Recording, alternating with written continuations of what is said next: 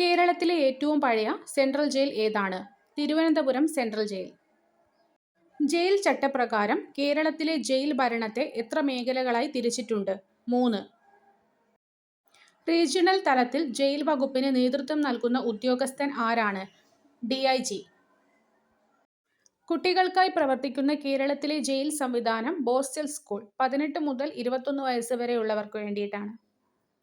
ജയിലിലെ അന്തേവാസികൾക്ക് ഭക്ഷണം പാകം ചെയ്യുന്നതിനും വിതരണം ചെയ്യുന്നതിനും മേൽനോട്ടം വഹിക്കുന്നത് ആരാണ്? Assistant jailer. കേരളത്തിലെ ഏക വനിതാ ജയിൽ വനിതാ സെൻട്രൽ ജയിൽ തിരുവനന്തപുരം അട്ടക്കുളങ്ങര. ഒരു ജയിലിന്റെ ഭരണപരമായ പൂർണ്ണ ചുമതലയുള്ള ഉദ്യോഗസ്ഥൻ സൂപ്രണ്ട്. അന്തേവാസികളുടെ മാനസിക മാറ്റത്തിനായി നടപ്പിലാക്കുന്ന ഫ്രീഡം ഫുഡ് പദ്ധതി തുടങ്ങിയത് എവിടെയാണ്? Central jail Thiruvananthapuram. ശിക്ഷിക്കപ്പെട്ട തടവുകാർക്ക് ശിക്ഷാ കാലാവധി പൂർത്തിയാക്കുന്നതിന് മുൻപ് അനുവദിക്കുന്ന അവധി ഏത് പേരിൽ അറിയപ്പെടുന്നു? പരോൾ. കേരളത്തിലെ ഹൈ സെക്യൂരിറ്റി ജയിൽ എവിടെ സ്ഥിതി ചെയ്യുന്നു? വിയ്യൂർ. ജയിൽ അന്തേവാസികൾക്ക് നൽകുന്ന തിരിച്ചറിയൽ നമ്പർ അറിയപ്പെടുന്നത് പ്രിസൺ നമ്പർ. കേരള ജയിൽ വകുപ്പിലെ ഏറ്റവും താഴെത്തട്ടിലുള്ള തസ്തിക ഏതാണ്? Prison officer, warden. റിമാൻഡ് പ്രതികളെ പാർപ്പിക്കാൻ ഉപയോഗിക്കുന്ന ചെറിയ ജയിലുകൾ ഏത് പേരിൽ അറിയപ്പെടുന്നു? Sub jail. കേരള ജയിൽ ആസ്ഥാനത്ത് പ്രവർത്തിക്കുന്ന ഇൻഫർമേഷൻ ടെക്നോളജി വിഭാഗത്തിന്റെ പേരെന്ത്? ഇ-പ്രിസൺസ്. സംസ്ഥാനത്ത് ജയിൽ ജീവനക്കാർക്ക് പരിശീലനം നൽകുന്ന ആസ്ഥാനം എവിടെയാണ്? തൃശൂർ രാമവർമ്മപുരം. തടവുകാരുടെ മൗലിക അവകാശങ്ങൾ സംരക്ഷിക്കുന്നുണ്ടെന്ന് ഉറപ്പുവരുത്തുന്നത് ആരാണ്? ജുഡീഷ്യൽ മജിസ്ട്രേറ്റുകൾ. ജയിൽ ഭക്ഷണത്തിൽ മാംസാഹാരം ഉൾപ്പെടുത്തുന്ന ദിവസം സാധാരണയായി ഏതാണ്? ഞായർ. കേരള ജയിൽ വകുപ്പിന് കീഴിലുള്ള ശ്രീ ചിത്തിര തിരുനാൾ റെസ്ക്യൂ ഹോം എവിടെയാണ്? തിരുവനന്തപുരം. ജയിലിലെ സുരക്ഷാ സംവിധാനങ്ങൾ പരിശോധിക്കാൻ നിയമിതരായ ഉദ്യോഗസ്ഥരെ സഹായിക്കുന്ന നായവിഭാഗം ജയിൽ K9 സ്ക്വാഡ്.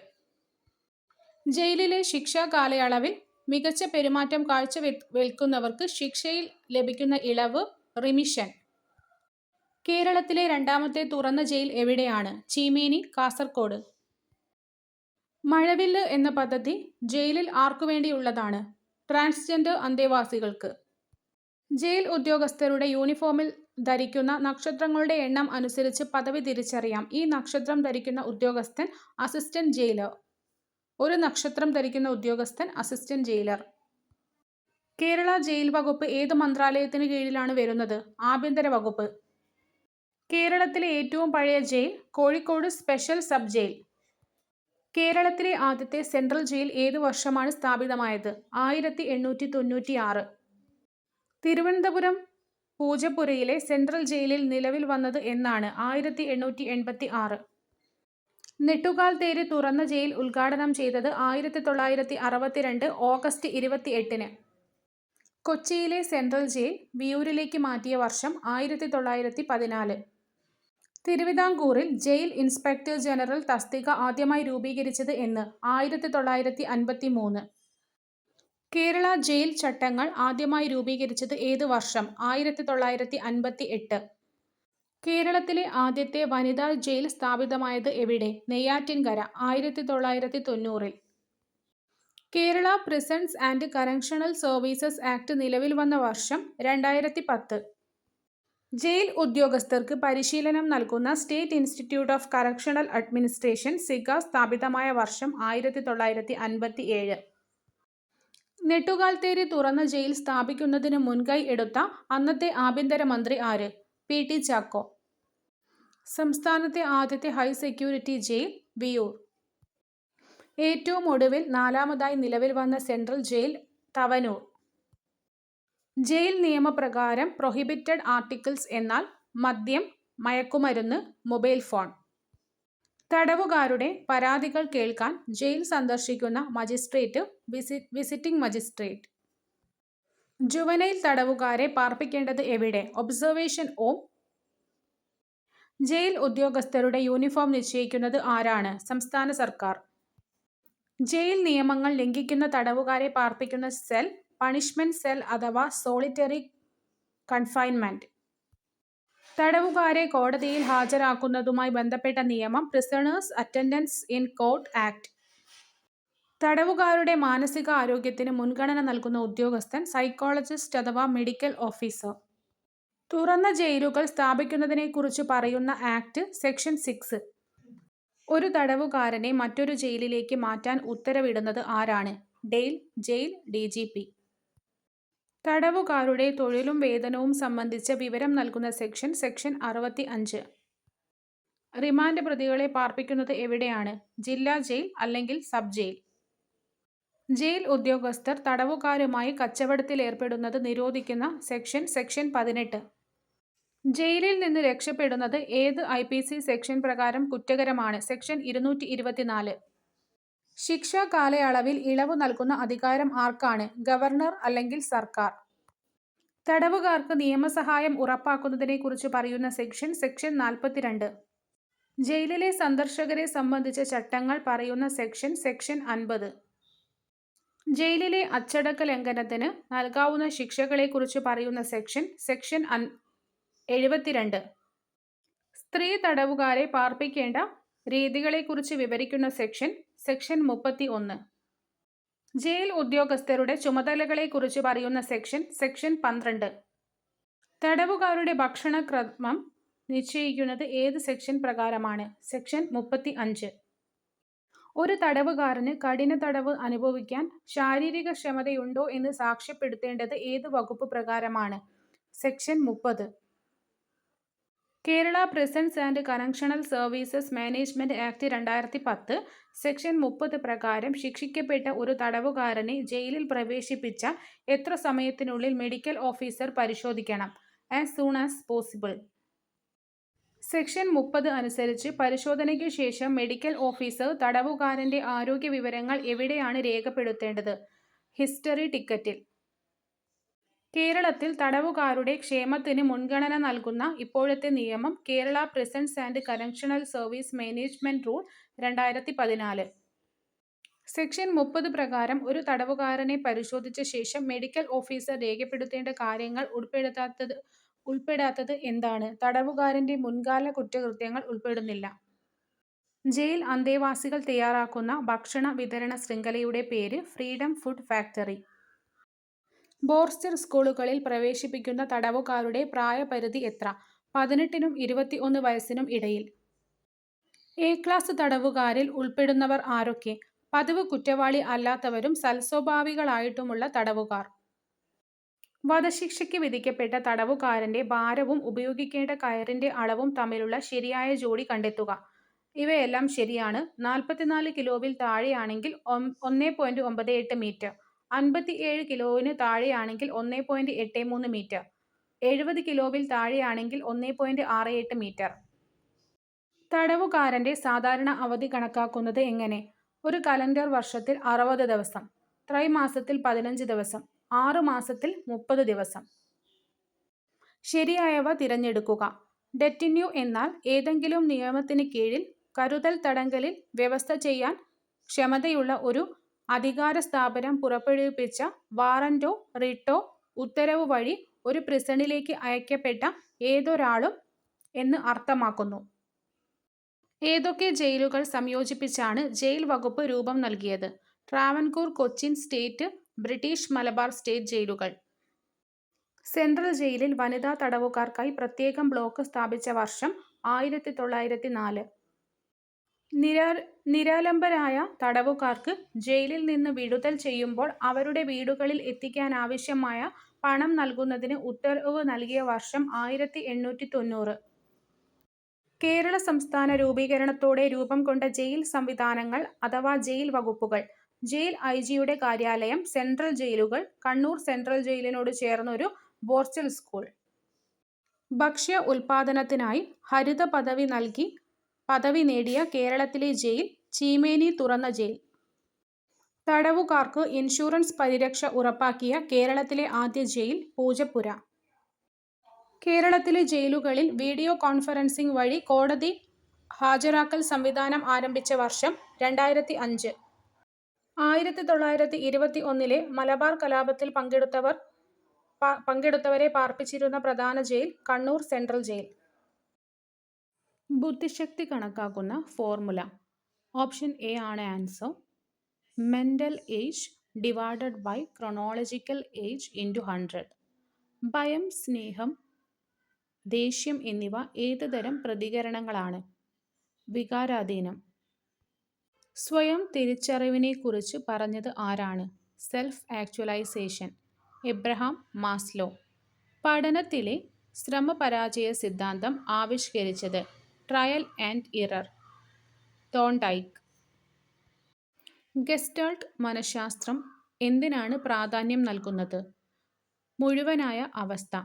ഒരു വ്യക്തി മറ്റുള്ളവരോട് ഇടപെടാൻ മടിക്കുന്ന സ്വഭാവം? ഇൻട്രോവേർട്ട്.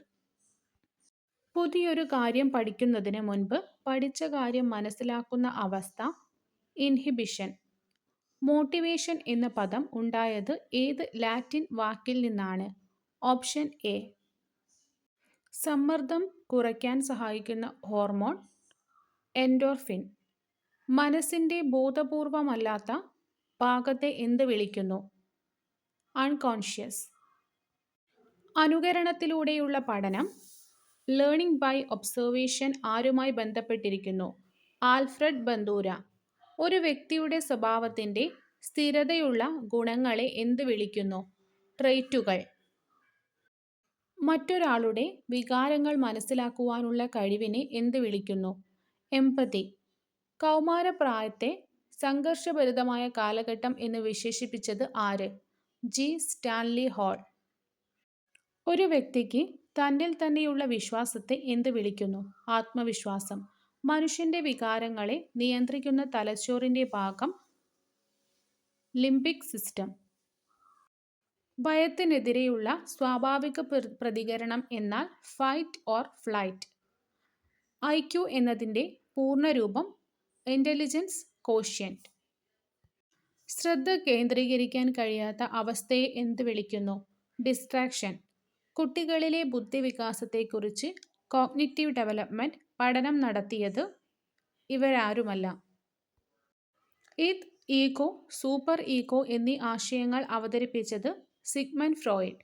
മനഃശാസ്ത്രത്തിലെ ബിഹേവിയറലിസം പെരുമാറ്റവാദം എന്ന ശാഖയുടെ ഉപജ്ഞാതാവ് ജെ.ബി. വാട്സൺ.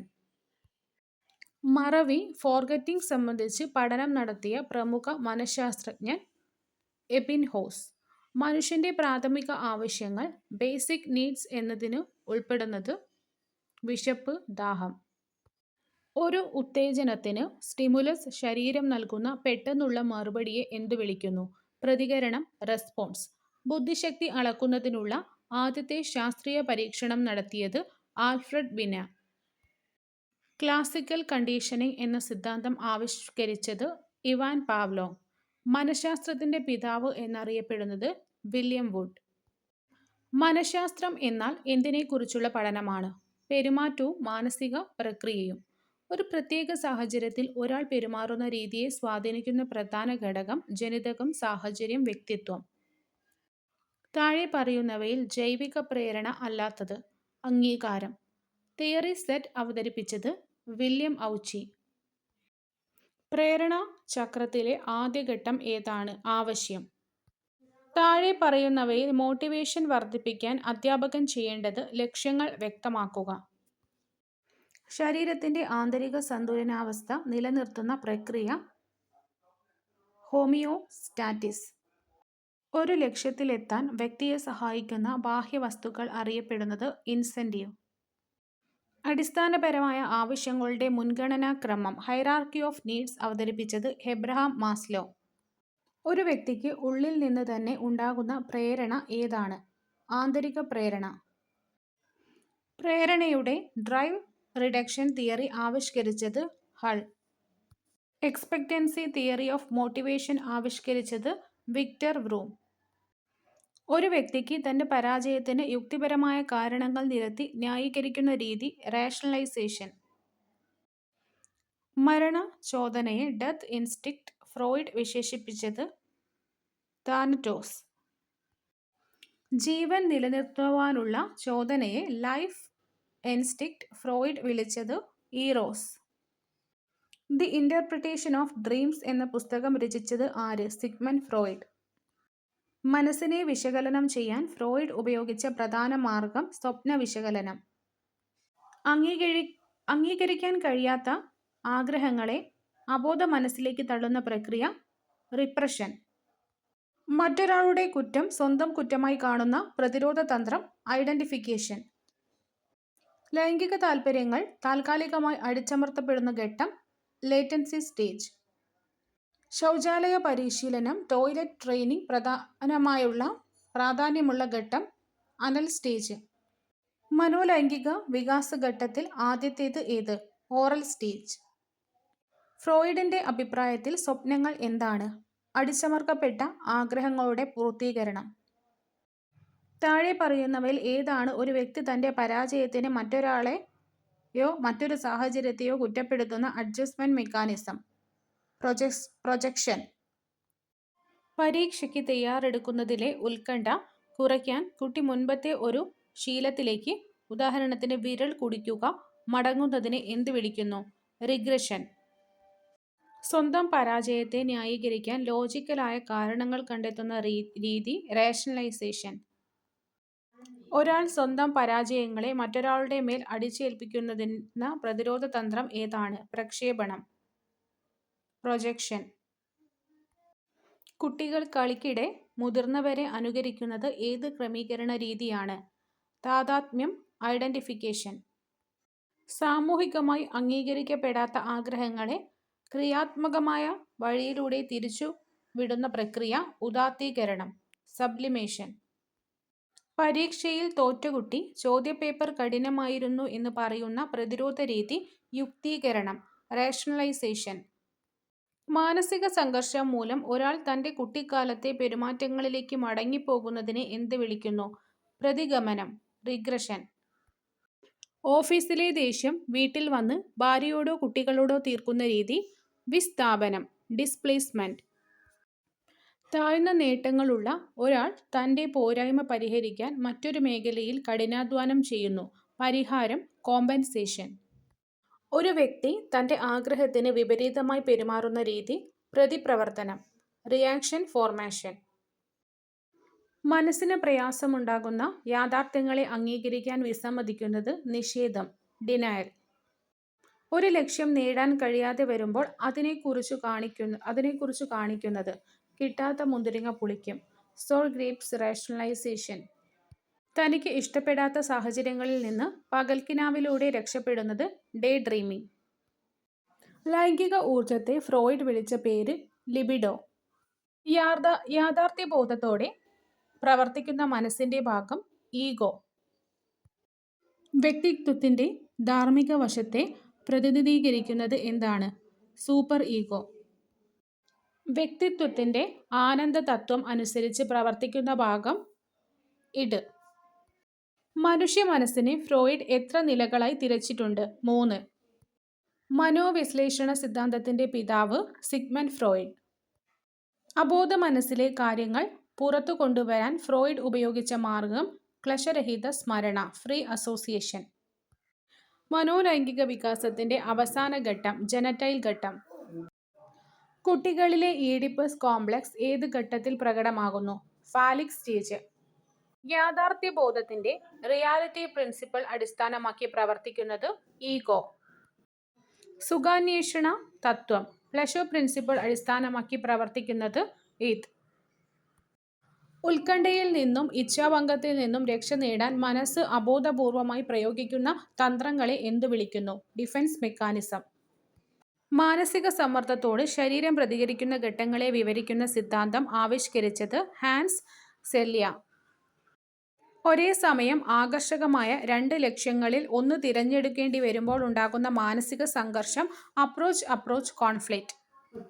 ജീവിതത്തിലെ വെല്ലുവിളികളെ നേരിടാൻ സഹായിക്കുന്ന പോസിറ്റീവായ മാനസിക സമ്മർദ്ദത്തെ എന്ത് വിളിക്കുന്നു? യൂസ്ട്രസ്. വ്യക്തിയുടെ ശാരീരികവും മാനസികവുമായ സന്തുലിതാവസ്ഥയെ തകർക്കുന്ന ബാഹ്യമോ ആന്തരികമോ ആയുള്ള സമ്മർദ്ദം സ്ട്രെസ്സേഴ്സ്. മൾട്ടിപ്പിൾ ഇന്റലിജൻസ് തിയറി ആവിഷ്കരിച്ചത് ഹൊവാർഡ് ഗാർട്ട്നർ. പ്രകൃതിയിലെ മാറ്റങ്ങളും ജീവജാലങ്ങളെയും തിരിച്ചറിയുവാനുള്ള കഴിവ് നാച്ചുറലിസ്റ്റിക് ഇന്റലിജൻസ്. പ്രകൃതിപരമായ ബുദ്ധി. ഒരു വ്യക്തി ഗണിതത്തിൽ പ്രകടിപ്പിക്കുന്ന ബുദ്ധി പൊതുവായ ബുദ്ധിയുടെയും ഗണിതത്തിലെ പ്രത്യേക ബുദ്ധിയുടെയും സങ്കലിത ഫലമാണ്.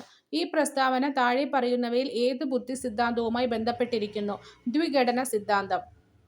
ജെ.പി. ലിക്ക്ഫോർഡിന്റെ ബുദ്ധിയുടെ ത്രിമാന മാതൃകയുടെ അടിസ്ഥാനത്തിൽ ഉള്ളടക്കം എന്ന വിഭാഗത്തിൽ ഉൾപ്പെടാത്തത് ഗണിതരൂപങ്ങൾ, കാഴ്ച, അർത്ഥപരം, പ്രതീകങ്ങൾ എന്നിവ ഉൾപ്പെടുന്നു. മനുഷ്യാവകാശ സംരക്ഷണ നിയമം നിലവിൽ വന്നത് എന്നാണ്? 1993 സെപ്റ്റംബർ 28. ദേശീയ മനുഷ്യാവകാശ കമ്മീഷൻ രൂപീകരിച്ച വർഷം 1993 ഒക്ടോബർ 12. ദേശീയ മനുഷ്യാവകാശ കമ്മീഷന്റെ ആസ്ഥാനം ഡൽഹി, സർദാർ പട്ടേൽ ഭവൻ. NHRC ഒരു സ്റ്റാറ്റ്യൂട്ടറി ബോഡിയാണ്, അതായത് നിയമപരമായ പൊതുസ്ഥാപനം. ദേശീയ മനുഷ്യാവകാശ കമ്മീഷൻ ചെയർമാനെ നിയമിക്കുന്നത് രാഷ്ട്രപതി. നാഷണൽ ഹ്യൂമൻ റൈറ്റ്സ് കമ്മീഷൻ ചെയർമാനാകാൻ വേണ്ട യോഗ്യത: സുപ്രീം കോടതി ചീഫ് ജസ്റ്റിസ് ആയിരുന്ന വ്യക്തി. 2019 ഭേദഗതി പ്രകാരം സുപ്രീം കോടതി ജഡ്ജിക്കും ആകാം. നാഷണൽ ഹ്യൂമൻ റൈറ്റ്സ് കമ്മീഷൻ ചെയർമാന്റെയും അംഗങ്ങളുടെയും കാലാവധി 3 വർഷം അല്ലെങ്കിൽ 70 വയസ്സ്. സംസ്ഥാന മനുഷ്യാവകാശ കമ്മീഷൻ ചെയർമാനെ നിയമിക്കുന്നത് ആരാണ്? ഗവർണർ. സംസ്ഥാന മനുഷ്യാവകാശ കമ്മീഷൻ അംഗങ്ങളെ നീക്കം ചെയ്യുവാൻ അധികാരമുള്ളത് ആർക്കാണ്? രാഷ്ട്രപതി. മനുഷ്യാവകാശ നിയമത്തിലെ ഏത് വകുപ്പാണ് മനുഷ്യാവകാശങ്ങളെ നിർവചിക്കുന്നത്? വകുപ്പ് 2D.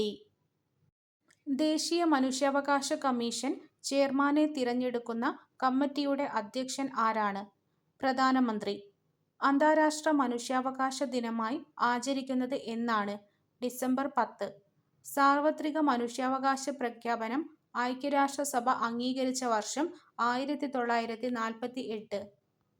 ദേശീയ മനുഷ്യാവകാശ കമ്മീഷന് ഏത് കോടതിയുടെ അധികാരമാണുള്ളത്? സിവിൽ കോടതി. നാഷണൽ ഹ്യൂമൻ റൈറ്റ്സ് കമ്മിറ്റി ചെയർമാനെ നിയമിക്കുന്ന കമ്മിറ്റിയിൽ അംഗമല്ലാത്തത് രാജ്യസഭാ ചെയർമാൻ. പാരീസ് തത്വങ്ങൾ എന്തുമായി ബന്ധപ്പെട്ടിരിക്കുന്നു? ദേശീയ മനുഷ്യാവകാശ സ്ഥാപനങ്ങളുടെ പ്രവർത്തനങ്ങളുമായി. സംസ്ഥാന മനുഷ്യാവകാശ കമ്മീഷനിൽ എത്ര അംഗങ്ങളാണുള്ളത്? ചെയർമാൻ ഉൾപ്പെടെ 3 അംഗങ്ങൾ. മനുഷ്യാവകാശ ലംഘനങ്ങളെക്കുറിച്ച് പരാതി നൽകാൻ എത്ര കാലപരിധി ഉണ്ട്? സംഭവം നടന്ന് 1 വർഷത്തിനുള്ളിൽ. മനുഷ്യാവകാശങ്ങൾക്കായുള്ള ഐക്യരാഷ്ട്ര ഹൈക്കമ്മീഷണറുടെ ഓഫീസ് എവിടെയാണ്? Geneva, Switzerland. സാർവത്രിക മനുഷ്യാവകാശ പ്രഖ്യാപനത്തിൽ എത്ര വകുപ്പുകളുണ്ട്? 30 വകുപ്പുകൾ. ദേശീയ വനിതാ commission chairperson national human rights കമ്മീഷനിൽ ഏത് പദവിയാണ് വഹിക്കുന്നത്? എക്സ് ഒഫീഷ്യോ മെമ്പർ അഥവാ ഔദ്യോഗിക അംഗം. മനുഷ്യാവകാശ കമ്മീഷന് ശിക്ഷ നൽകുവാനുള്ള അധികാരമുണ്ടോ? ഇല്ല, ശുപാർശ നൽകാൻ മാത്രമേ സാധിക്കൂ. സുപ്രീം കോടതി മനുഷ്യാവകാശങ്ങളുടെ ഹൃദയം എന്ന് വിശേഷിപ്പിച്ച അനുച്ഛേദം ഏത്? ആർട്ടിക്കിൾ 21. ജീവിക്കുവാനുള്ള അവകാശം. മനുഷ്യാവകാശ സംരക്ഷണ നിയമത്തിലെ ഏത് സെക്ഷൻ അനുസരിച്ചാണ് മനുഷ്യാവകാശം നിർവചിച്ചിരിക്കുന്നത്? Section 2D. സെക്ഷൻ 2D പ്രകാരം മനുഷ്യാവകാശം എന്നതിൽ ഉൾപ്പെടുന്നത് എന്തെല്ലാം? വ്യക്തിയുടെ ജീവിതം, സ്വാതന്ത്ര്യം, സമത്വം, അന്തസ്സ് എന്നിവയുമായി ബന്ധപ്പെട്ട അവകാശങ്ങൾ. ദേശീയ മനുഷ്യാവകാശ കമ്മീഷന്റെ രൂപീകരണത്തെക്കുറിച്ച് പ്രതിപാദിക്കുന്ന സെക്ഷൻ 3. കമ്മീഷൻ ചെയർപേഴ്സണെയും മറ്റ് അംഗങ്ങളെയും നിയമിക്കുന്നത് ആരാണ്? ഇന്ത്യൻ രാഷ്ട്രപതി. സെക്ഷൻ 4 പ്രകാരം. കമ്മീഷന്റെ ചുമതലകളെക്കുറിച്ച് വിശദീകരിക്കുന്ന സെക്ഷൻ ഏതാണ്? സെക്ഷൻ 12. സെക്ഷൻ 13 പ്രകാരം കമ്മീഷന് ഏത് കോടതിയുടെ അധികാരമാണുള്ളത്? സിവിൽ കോടതിയുടെ അധികാരം. സംസ്ഥാന മനുഷ്യാവകാശ കമ്മീഷന്റെ രൂപീകരണത്തെക്കുറിച്ച് പ്രതിപാദിക്കുന്ന സെക്ഷൻ ഏതാണ്? സെക്ഷൻ 21. മനുഷ്യാവകാശ ലംഘനങ്ങൾ വേഗത്തിൽ വിചാരണ ചെയ്യുന്നതിനായി മനുഷ്യാവകാശ കോടതികൾ സ്ഥാപിക്കുന്നത് ഏത് സെക്ഷൻ പ്രകാരമാണ്? സെക്ഷൻ 30. കമ്മീഷനിലെ അംഗങ്ങൾ IPC സെക്ഷൻ 21 പ്രകാരം എന്താക്കിയിട്ടാണ് കണക്കാക്കുന്നത്? സെക്ഷൻ 39 പ്രകാരം പബ്ലിക് സെർവന്റ് ആയിട്ടാണ് കണക്കാക്കുന്നത്. കമ്മീഷന്റെ അന്വേഷണ നടപടികളെക്കുറിച്ച് പറയുന്ന അധ്യായം ഏതാണ്? അധ്യായം 4. മനുഷ്യാവകാശ കമ്മീഷന് ഒരു സിവിൽ കോടതിയുടെ അധികാരങ്ങൾ നൽകുന്ന വകുപ്പ്. വകുപ്പ് 13. അന്വേഷണത്തിന് ശേഷം ഇരകൾക്ക് നഷ്ടപരിഹാരം നൽകാൻ ശുപാർശ ചെയ്യാൻ കമ്മീഷന് അധികാരം നൽകുന്ന വകുപ്പ്. വകുപ്പ് 18. സ്പെഷ്യൽ പബ്ലിക് പ്രോസിക്യൂട്ടറെ നിയമിക്കുന്നത് ഏത് വകുപ്പ് പ്രകാരമാണ്? സെക്ഷൻ 31. കമ്മീഷന്റെ അന്വേഷണ വിഭാഗത്തെ കുറിച്ച് പറയുന്ന വകുപ്പ്. വകുപ്പ് 14. സംസ്ഥാന ഗവൺമെന്റിന് നിയമങ്ങൾ നിർമ്മിക്കുവാൻ അധികാരം നൽകുന്ന വകുപ്പ്. വകുപ്പ് 41. പരാതി ലഭിച്ചാൽ അന്വേഷണം നടത്തുവാനുള്ള കമ്മീഷന്റെ അധികാരം. വകുപ്പ് 12. കേന്ദ്ര ഗവൺമെന്റിന് ചട്ടങ്ങൾ നിർമ്മിക്കുവാൻ അധികാരം നൽകുന്ന വകുപ്പ്. വകുപ്പ് 40. ദേശീയ മനുഷ്യാവകാശ കമ്മീഷന്റെ ആദ്യത്തെ ചെയർമാൻ ജസ്റ്റിസ് രംഗനാഥ മിശ്ര. ദേശീയ മനുഷ്യാവകാശ കമ്മീഷൻ ചെയർമാനായ ആദ്യ മലയാളി ജസ്റ്റിസ് KG ബാലകൃഷ്ണൻ. ദേശീയ മനുഷ്യാവകാശ കമ്മീഷൻ അംഗമായി നിയമിക്കപ്പെടുന്ന വനിതകളുടെ എണ്ണം കുറഞ്ഞത് എത്രയായിരിക്കണം? 1. NHRCയുടെ ആപ്തവാക്യം മോട്ടോ സർവേ ഭവന്തു സുഖിന. മനുഷ്യാവകാശ സംരക്ഷണ നിയമം ഭേദഗതി ചെയ്ത വർഷം 2006-2019. NHRC അംഗങ്ങളെ തിരഞ്ഞെടുക്കുന്ന സമിതിയിൽ ആകെ എത്ര പേരുണ്ട്? 6 പേർ. NHRCയുടെ അന്വേഷണ വിഭാഗത്തിന് നേതൃത്വം നൽകുന്നത് ആര്? Director general. NHRC ആസ്ഥാനമായ മാനവ് അധികാർ ഭവൻ എവിടെ സ്ഥിതി ചെയ്യുന്നു? INA ന്യൂഡൽഹി. കേരള സംസ്ഥാന മനുഷ്യാവകാശ കമ്മീഷന്റെ ആസ്ഥാനം എവിടെയാണ്? തിരുവനന്തപുരം. കേരള സംസ്ഥാന മനുഷ്യാവകാശ കമ്മീഷൻ ചെയർമാനാകാനുള്ള യോഗ്യത വിരമിച്ച ഹൈക്കോടതി ചീഫ് ജസ്റ്റിസ് അല്ലെങ്കിൽ ജഡ്ജി. സംസ്ഥാന മനുഷ്യാവകാശ കമ്മീഷനിലെ അംഗങ്ങളുടെ എണ്ണം എത്രയാണ്? 3. ദേശീയ മനുഷ്യാവകാശ കമ്മീഷനിൽ അംഗമായ ആദ്യ മലയാളി ജസ്റ്റിസ് ഫാത്തിമ ബീവി. ഏത് ലിസ്റ്റിൽ ഉൾപ്പെട്ട വിഷയങ്ങളിലാണ് സംസ്ഥാന മനുഷ്യാവകാശ കമ്മീഷന് ഇടപെടാൻ കഴിയുക? State list and concurrent list. Kerala സംസ്ഥാന മനുഷ്യാവകാശ കമ്മീഷൻ പ്രസിദ്ധീകരിക്കുന്ന മാസിക മാനവീയം. സംസ്ഥാന മനുഷ്യാവകാശ കമ്മീഷനിലെ ജുഡീഷ്യൽ മെമ്പർ ആകുവാനുള്ള യോഗ്യത വിരമിച്ച ജില്ലാ ജഡ്ജി, കുറഞ്ഞത് 7 വർഷം പരിചയം. പരാതികൾ നേരിട്ട് ബോധിപ്പിക്കാൻ കമ്മീഷൻ നടത്തുന്ന പരിപാടി സിറ്റിംഗ്. മനുഷ്യാവകാശ കമ്മീഷന്റെ ഇൻവെസ്റ്റിഗേഷൻ വിഭാഗത്തിന് നേതൃത്വം നൽകുന്നത് ആര്? DGP റാങ്കിലുള്ള ഉദ്യോഗസ്ഥൻ. വിവരാവകാശ നിയമം ഇന്ത്യൻ പാർലമെന്റ് പാസാക്കിയത് എന്നാണ്? 2005 ജൂൺ 15. വിവരാവകാശ നിയമം നിലവിൽ വന്നത് 2005 ഒക്ടോബർ 12. വിവരാവകാശ നിയമപ്രകാരം അപേക്ഷ ലഭിച്ചാൽ എത്ര ദിവസത്തിനുള്ളിൽ മറുപടി നൽകണം? 30 ദിവസം. ഒരു വ്യക്തിയുടെ ജീവനോ സ്വാതന്ത്ര്യത്തിനോ ബാധിക്കുന്ന കാര്യമാണെങ്കിൽ എത്ര സമയത്തിനുള്ളിൽ വിവരങ്ങൾ നൽകണം? 48 മണിക്കൂർ. വിവരാവകാശ അപേക്ഷ സമർപ്പിക്കേണ്ടത് ആർക്കാണ്? പബ്ലിക് ഇൻഫർമേഷൻ ഓഫീസർക്ക്. വിവരാവകാശ നിയമപ്രകാരം താഴെ പറയുന്നവരിൽ ആർക്കാണ് വിവരങ്ങൾ ചോദിക്കുവാൻ അവകാശമുള്ളത്? എല്ലാ ഇന്ത്യൻ പൗരന്മാർക്കും. ദാരിദ്ര്യരേഖയ്ക്ക് താഴെയുള്ളവർ വിവരങ്ങൾ ലഭിക്കുന്നതിന് എത്ര രൂപ ഫീസ് അടയ്ക്കണം? ഫീസ് നൽകേണ്ടതില്ല. കേന്ദ്ര മുഖ്യ വിവരാവകാശ കമ്മീഷണറെ നിയമിക്കുന്നത് ആരാണ്? രാഷ്ട്രപതി. സംസ്ഥാനത്തെ വിവരാവകാശ കമ്മീഷണറെ നിയമിക്കുന്നത് ഗവർണർ. വിവരാവകാശ നിയമത്തിലെ ഏത് സെക്ഷൻ പ്രകാരമാണ് വിവരങ്ങൾ നൽകുന്നതിൽ നിന്ന് ഒഴിവാക്കപ്പെട്ടിട്ടുള്ളത്? സെക്ഷൻ 8. വിവരാവകാശ നിയമപ്രകാരമുള്ള ആദ്യ അപ്പീൽ നൽകേണ്ടത് എത്ര ദിവസത്തിനുള്ളിലാണ്? 30 ദിവസം. രണ്ടാമത്തെ അപ്പീൽ നൽകേണ്ടത് എത്ര ദിവസത്തിനുള്ളിലാണ്? 90 ദിവസം. വിവരാവകാശ നിയമപ്രകാരം ഒരു പബ്ലിക് അതോറിറ്റി വിവരങ്ങൾ നൽകാൻ വൈകിയാൽ ഓരോ ദിവസവും എത്ര രൂപയാണ് പിഴ ഈടാക്കേണ്ടത്? 250 രൂപ. വിവരാവകാശ നിയമപ്രകാരം നൽകാവുന്ന പരമാവധി പിഴശിക്ഷ 25,000 രൂപ. കേരളത്തിലെ ആദ്യത്തെ മുഖ്യ വിവരാവകാശ കമ്മീഷണർ പാലാട്ട് മോഹനദാസ്. ഇന്ത്യയിലെ ആദ്യത്തെ മുഖ്യ വിവരാവകാശ കമ്മീഷണർ വജാഹത്ത് ഹബീബുള്ള. വിവരാവകാശ നിയമത്തിൽ എത്ര അധ്യായങ്ങളുണ്ട്? 6. വിവരാവകാശ നിയമത്തിലെ ആകെ എത്ര സെക്ഷനുകളുണ്ട്? 31. വിവരാവകാശ നിയമത്തിന്റെ 2-ാം ഷെഡ്യൂളിൽ ഉൾപ്പെടുന്നത് ഒഴിവാക്കപ്പെട്ട രഹസ്യാന്വേഷണ സുരക്ഷാ സ്ഥാപനങ്ങൾ. കേരള സംസ്ഥാന വിവരാവകാശ കമ്മീഷന്റെ ആസ്ഥാനം തിരുവനന്തപുരം. വിവരാവകാശ നിയമപ്രകാരം അപേക്ഷ നൽകാൻ ഏത് ഭാഷ ഉപയോഗിക്കാം? ഇംഗ്ലീഷ്, ഹിന്ദി അല്ലെങ്കിൽ പ്രാദേശിക ഭാഷ. വിവരങ്ങൾ നൽകാൻ വിസമ്മതിച്ചാൽ PIO അപേക്ഷകന് ഇത് അറിയിക്കേണ്ടതാണ്. ഉണ്ട്, കാരണം വ്യക്തമാക്കണം. വിവരാവകാശ നിയമത്തിന് മുൻപ് നിലവിലുണ്ടായിരുന്ന നിയമം ഏതായിരുന്നു? Freedom of information act 2002. ലോകത്ത് ആദ്യമായി വിവരാവകാശ നിയമം നടപ്പിലാക്കിയ രാജ്യം സ്വീഡൻ 1766. വിവരാവകാശ നിയമപ്രകാരം അപേക്ഷ സമർപ്പിക്കാൻ എത്ര രൂപയാണ് സാധാരണ ഫീസ്? 10 രൂപ.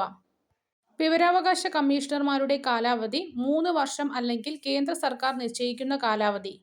പബ്ലിക് ഇൻഫോർമേഷൻ ഓഫീസർക്ക് സഹായം നൽകാൻ ചുമതലപ്പെട്ട ഉദ്യോഗസ്ഥൻ അസിസ്റ്റന്റ് പബ്ലിക് ഇൻഫോർമേഷൻ ഓഫീസർ.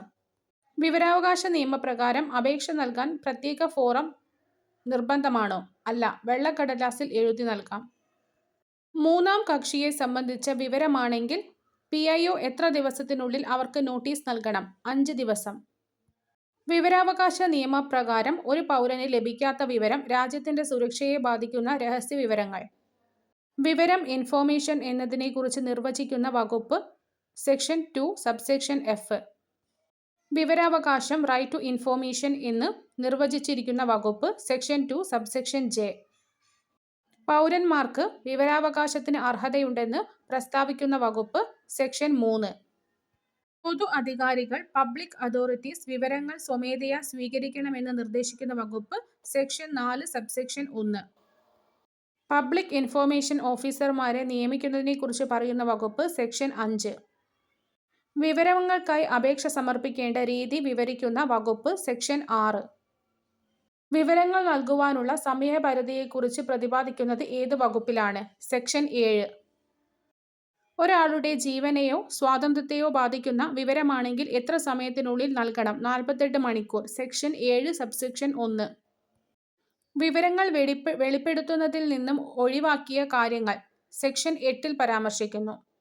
പകർപ്പവകാശം ലംഘിക്കപ്പെടുന്ന വിവരങ്ങൾ നൽകാൻ വിസമ്മതിക്കാമെന്ന് പറയുന്ന വകുപ്പ് 9. ഒരു രേഖയുടെ ഒഴിവാക്കപ്പെട്ട ഭാഗങ്ങൾ നീക്കം ചെയ്ത് ബാക്കി വിവരങ്ങൾ നൽകാം എന്ന് പറയുന്ന വകുപ്പ് സെക്ഷൻ 10. മൂന്നാം കക്ഷി വിവരങ്ങൾ തേർഡ് പാർട്ടി ഇൻഫോർമേഷൻ സംബന്ധിച്ച വകുപ്പ് ഏത്? സെക്ഷൻ 11. കേന്ദ്ര വിവരാവകാശ കമ്മീഷൻ രൂപീകരണത്തെക്കുറിച്ച് പറയുന്ന വകുപ്പ് സെക്ഷൻ 12. സംസ്ഥാന മനുഷ്യാവകാശ കമ്മീഷൻ രൂപീകരണത്തെക്കുറിച്ച് പറയുന്ന വകുപ്പ് സെക്ഷൻ 15. സംസ്ഥാന വിവരാവകാശ കമ്മീഷണറുടെ കാലാവധിയെക്കുറിച്ച് പറയുന്ന വകുപ്പ് സെക്ഷൻ 16. 2005 വിവരാവകാശ നിയമം നിലവിൽ വന്നതോടെ റദ്ദാക്കപ്പെട്ട പഴയ നിയമം ഏത്? സെക്ഷൻ 31 പ്രകാരം ഫ്രീഡം ഓഫ് ഇൻഫോർമേഷൻ ആക്ട് 2002. വിവരാവകാശ നിയമം നടപ്പിലാക്കുമ്പോൾ ഉണ്ടാകാൻ സാധ്യതയുള്ള ബുദ്ധിമുട്ടുകൾ പരിഹരിക്കാൻ കേന്ദ്ര സർക്കാരിന് അധികാരം നൽകുന്ന സെക്ഷൻ 30. ഈ നിയമപ്രകാരം കേന്ദ്ര സർക്കാരോ സംസ്ഥാന സർക്കാരോ ഉണ്ടാക്കുന്ന ചട്ടങ്ങൾ അതത് നിയമസഭകളിൽ പാർലമെന്റിൽ സമർപ്പിക്കണമെന്ന് വ്യവസ്ഥ ചെയ്യുന്ന സെക്ഷൻ ഏത്? സെക്ഷൻ 29. സുപ്രീം കോടതി ചീഫ് ജസ്റ്റിസ്, ഹൈക്കോടതി ചീഫ് ജസ്റ്റിസ്, സ്പീക്കർ തുടങ്ങിയ സക്ഷമ അധികാരികൾക്ക് ചട്ടങ്ങൾ നിർമ്മിക്കാൻ അധികാരം നൽകുന്ന സെക്ഷൻ ഏത്? സെക്ഷൻ 28.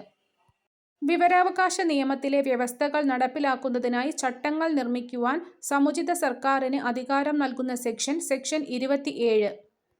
വാർഷിക റിപ്പോർട്ട് തയ്യാറാക്കുന്നതിനെക്കുറിച്ച് പ്രതിപാദിക്കുന്ന വകുപ്പ് സെക്ഷൻ 25. വിവരാവകാശ നിയമത്തിലെ ഷെഡ്യൂൾ 2 മാറ്റങ്ങൾ വരുത്താൻ കേന്ദ്ര സർക്കാരിന് അധികാരം നൽകുന്ന വകുപ്പ് സെക്ഷൻ 24 സബ്സെക്ഷൻ 2. ചില സുരക്ഷാ അന്വേഷണ ഏജൻസികളെ ഈ നിയമത്തിൽ നിന്നും ഒഴിവാക്കുന്നത് ഏത് വകുപ്പ് പ്രകാരമാണ്? സെക്ഷൻ 24. കോടതികളുടെ ഇടപെടൽ വിലക്കുന്ന വകുപ്പ് സെക്ഷൻ 23. മറ്റ് നിയമങ്ങളേക്കാൾ വിവരാവകാശ നിയമത്തിന് പ്രാബല്യം നൽകുന്ന വകുപ്പ് സെക്ഷൻ 22. സദുദ്ദേശത്തോടെ ചെയ്യുന്ന പ്രവർത്തികൾക്ക് സംരക്ഷണം നൽകുന്ന വകുപ്പ് സെക്ഷൻ 21. വീഴ്ച വരുത്തുന്ന ഉദ്യോഗസ്ഥർക്കെതിരെയുള്ള ശിക്ഷാ നടപടികളെക്കുറിച്ച് പ്രതിപാദിക്കുന്ന വകുപ്പ് സെക്ഷൻ 20. രണ്ടാം അപ്പീല് 90 ദിവസത്തിനുള്ളിൽ നൽകണം എന്ന് പ്രതിപാദിക്കുന്ന സെക്ഷൻ 19 സബ്സെക്ഷൻ 3. അപ്പീലിനെക്കുറിച്ച് പ്രതിപാദിക്കുന്ന വകുപ്പ് സെക്ഷൻ 19. വിവരാവകാശ കമ്മീഷന്റെ ചുമതലകളെക്കുറിച്ചും അധികാരങ്ങളെക്കുറിച്ചും പറയുന്ന വകുപ്പ് സെക്ഷൻ 18.